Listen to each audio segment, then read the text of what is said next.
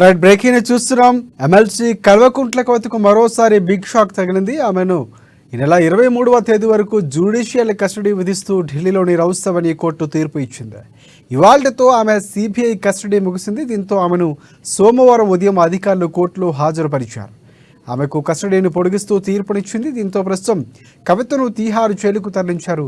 కాగా ఢిల్లీ మద్యం కుంభకోణంలో కవిత అరెస్టు అయితే నేటికి సరిగ్గా నెల రోజులవుతోంది. జైల్లో ఉన్న ఆమెను సోదరుడు కేటీఆర్, ఆమె భర్త తల్లి శోభ కలిసిన తండ్రి కేసీఆర్ మాత్రం ఇప్పటి వరకు ఆమెను పరామర్శించలేదు. కవిత అరెస్టు విషయాన్ని కూడా ఎక్కడా ప్రస్తావించలేదు. ఇక ఈ పరిణామం రాష్ట్ర రాజకీయాల్లో కొంత చర్చనీయాంశంగా మారింది.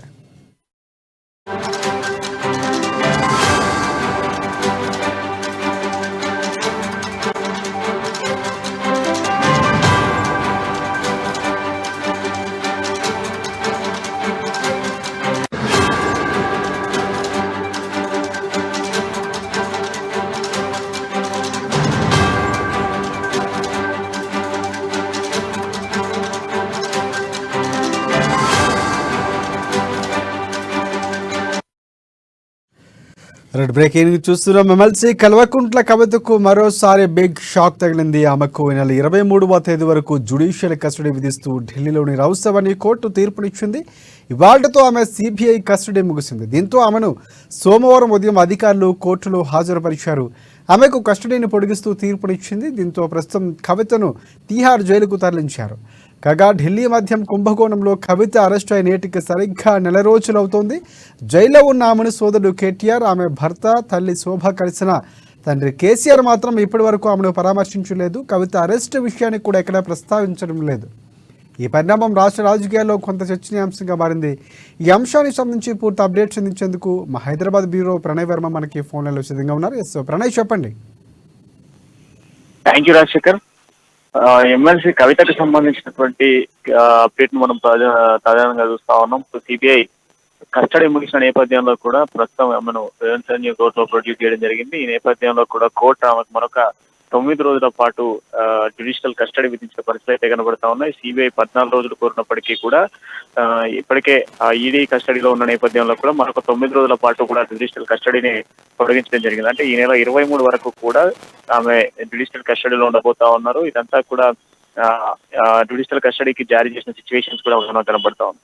మరోవైపు తాజాగా ఎమ్మెల్సీ కవిత కోర్టు ప్రొడ్యూస్ చేసిన అనంతరం కూడా ఆమె మీడియాతో మాట్లాడుతూ ఒక వీడియో క్లిప్పింగ్ కూడా మనం చూస్తా ఉన్నాం. ఇది కావాలనే చేస్తున్నటువంటి విచారణ అంటూ కూడా మండిపడ్డ సిచ్యువేషన్స్ కనబడతా ఉన్నాయి. ఇది BJP custody, CBI, ED custody కాదు అంటూ కూడా మాట్లాడిన మాటలు మనం వింటా ఉన్నాం. బీజేపీ నేతలు మాట్లాడిన మాటలే సిబిఐ అడుగుతా ఉంది. గత 2.5 సంవత్సరాల నుంచి అడిగిన ప్రశ్నే అడుగుతూ చెప్పిన సమాధానాలు చెప్తూ గుర్తిపోయారంటూ కూడా మాట్లాడిన మాటలు మనం తాజాగా చూస్తా ఉన్నాం. ఇది కావాలనే కక్షపూరిత చర్యగా భావించాలి. ఈ రోజు మనం చూస్తా ఉన్నాం. ఇదంతా కూడా రాజకీయ కక్ష సాధింపు చర్యల్లో భాగంగానే నాపై అక్రమ కేసులు బనాయించి ఈ రోజు నన్ను కోర్టుల చుట్టూ తిప్పుతున్నారు అంటూ కూడా కవిత మాట్లాడుతున్న సిచ్యువేషన్స్ కనబడతా ఉన్నాయి. తాజా పరిణామాల నేపథ్యంలో ఇప్పుడున్న సిచ్యువేషన్స్ లో 3 రోజుల పాటు ఏదైతే ఆమెను విచారించినటువంటి విచారణలో భాగంగా పూర్తి స్థాయిలో సహకరించినట్టుగానే మనకు భావించాల్సిన సిచ్యువేషన్స్ కనబడతా ఉన్నాయి. లేకపోతే మరొక 3 రోజుల పాటు కూడా కస్టడీ ఏదైతే కస్టడీ కోరేటువంటి అవకాశాల నేపథ్యంలో కూడా కస్టడీ కోరలేదు అంటే ఖచ్చితంగా కూడా ఉన్నటువంటి సమాధానాలన్నీ కూడా కవిత చెప్పినట్టుగానే మనం భావించాల్సిన సిచ్యువేషన్స్ కనబడతా ఉన్నాయి.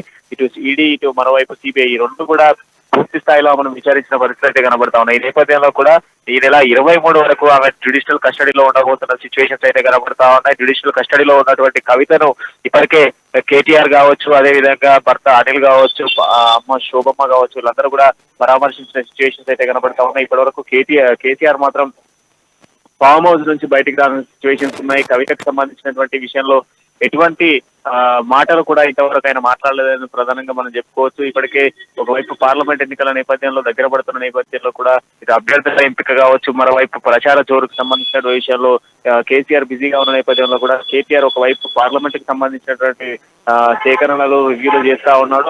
మరోవైపు మనం చూసుకున్నట్లయితే ఇటు కవితకు సంబంధించినటువంటి విచారణ కోసం నిన్న ఆయన ఢిల్లీకి వెళ్ళిన సిచ్యువేషన్స్ కూడా మనం తాజాగా చూసాం. సో ఈ నేపథ్యంలో 23 వరకు కూడా, అంటే ఈ నెల 23 వరకు కూడా జ్యుడిషియల్ కస్టడీలో కవిత కొనసాగేటువంటి అవకాశాలు మనకు క్షుణ్ణంగా కనిపిస్తా ఉన్నాయి. సో ఈ నేపథ్యంలో మరి 23 తర్వాత బెయిల్ కి సంబంధించినటువంటి ప్రయత్నాలు కవిత తరపు న్యాయవాదులు ఏమైనా చేసేటువంటి అవకాశాలు అయితే కనిపిస్తా ఉన్నాయి రాజశేఖర్. రైట్ ఒకటి అంటే ఇందాక మనం ఎక్స్పెక్ట్ చేసినట్లుగానే పూర్తిగా కస్టడీకి ఇచ్చినటువంటి పరిస్థితి కనిపిస్తుంది. ఇంకొకటి ప్రధానంగా మాట్లాడితే అంటే కేసీఆర్ స్పందించకపోవడం ఎందుకు, దాన్ని అనవసరంగా ఇష్యూ చేస్తే హైలైట్ చేస్తే ఇప్పుడున్నటువంటి రాజకీయంగా పార్లమెంట్ కొంత అటెన్షన్ గ్రాప్ చేసే అవకాశం ఉంటుంది కాబట్టి అందుకే కేసీఆర్ ప్రస్తావించడం లేదు. పూర్తిగా కేసు ఒక కొలిక్కి వచ్చిన తర్వాత ఆయన స్పందించే అవకాశం ఉంది. సో అందుకే అంతవరకు ఆయన స్పందించట్లేదు అనే ఒక కోణంలో మనం ఆలోచించాల్సిన అవసరం ఉందంటారా?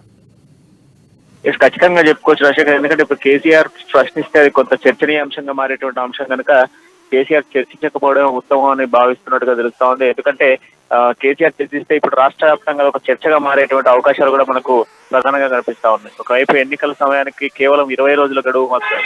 సో ఈ నేపథ్యంలో ఇటువంటి సమయాలలో కవితకు సంబంధించినటువంటి ఇష్యూను మన టేక్ ఓవర్ చేసి ఆయన మాట్లాడినట్లయితే ఖచ్చితంగా కూడా ఇది కొంత చర్చగా మారేటువంటి అవకాశాలు ఉన్నాయి కనుక సో ఈ నేపథ్యంలో దానికి బేస్ చేసుకొని ఆయన ఏం చర్చించట్లేదు అనేది కూడా తెలుస్తా ఉంది. సో ఈ నేపథ్యంలో కొంత ఎన్నికల సమయం దగ్గర పడుతున్న నేపథ్యంలో కూడా కొంత ఈ కేసు పులికి రావడము, ఆ తర్వాత 23 తర్వాత ఒకవేళ బెయిల్ వచ్చినా లేకపోతే మళ్ళీ కస్టడీ ఏమైనా పొడిగించినప్పటికీ కూడా అప్పుడు ఏదైనా మాట్లాడేటువంటి అవకాశాలు కనబడతా ఉన్నాయి తప్ప ప్రస్తుతం ఆయన మాట్లాడేటువంటి సిచ్యువేషన్స్ లేవు. కవితకు సంబంధించిన చర్చను కూడా ఎక్కడ ఆయన తీయట్లేదు. కేవలం అక్రమ కేసులు బనాయిస్తూ జైళ్లలో పెడుతున్నారు అన్నటువంటి మాట తప్ప ఇంతవరకు కేసీఆర్ దానికి కవితకు సంబంధించినటువంటి అంశాలపై ఎటువంటి చర్చ పెట్టలేదని చెప్పుకోవాలి Rajasekhar. Right thanks for updates.